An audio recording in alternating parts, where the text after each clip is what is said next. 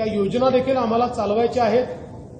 हे खरं आहे की या योजनांचा भार हा आमच्या अर्थसंकल्पावर पडेल, पण त्याचंही नियोजन आम्ही योग्य प्रकारे करतो आणि कोणाच्याच मनात शंका राहू नये म्हणून लाडकी बहीणचा देखील डिसेंबर महिन्याचा हप्ता हा जमा करणं आम्ही सुरू केलेला आहे आणि तोही सगळ्या खात्यांमध्ये लवकरच त्या ठिकाणी जमा होईल। एकूणच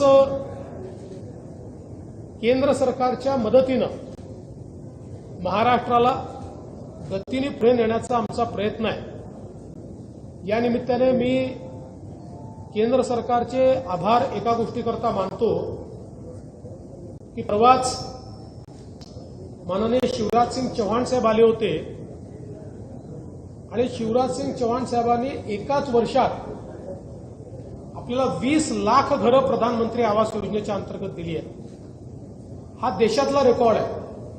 म्हणजे अनेक राज्यांना 10 वर्षात देखील 20 लाख घरं मिळालेली नाही।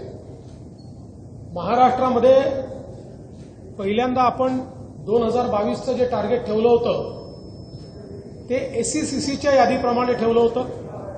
ते टार्गेट आपण पूर्ण केलं, पण ते टार्गेट होत असतानाच आपल्या लक्षात आलं की एससीसीची यादी अपूर्ण आहे। म्हणून आपण केंद्र सरकारकडे विनंती केली की यादी चुकीची बनलेली आहे, 2011ची यादी आहे आणि म्हणून आम्हाला पुन्हा घरांचं रजिस्ट्रेशन करण्याकरता संधी द्या।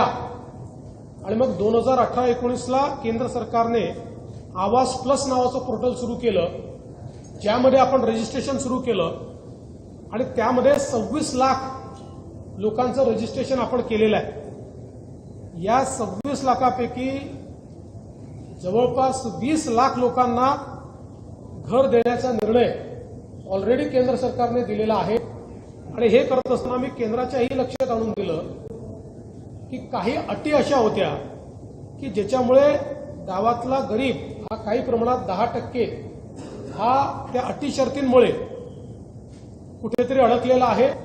त्या सगळ्या अटी शर्ती केंद्र सरकारने आता रद्दबातल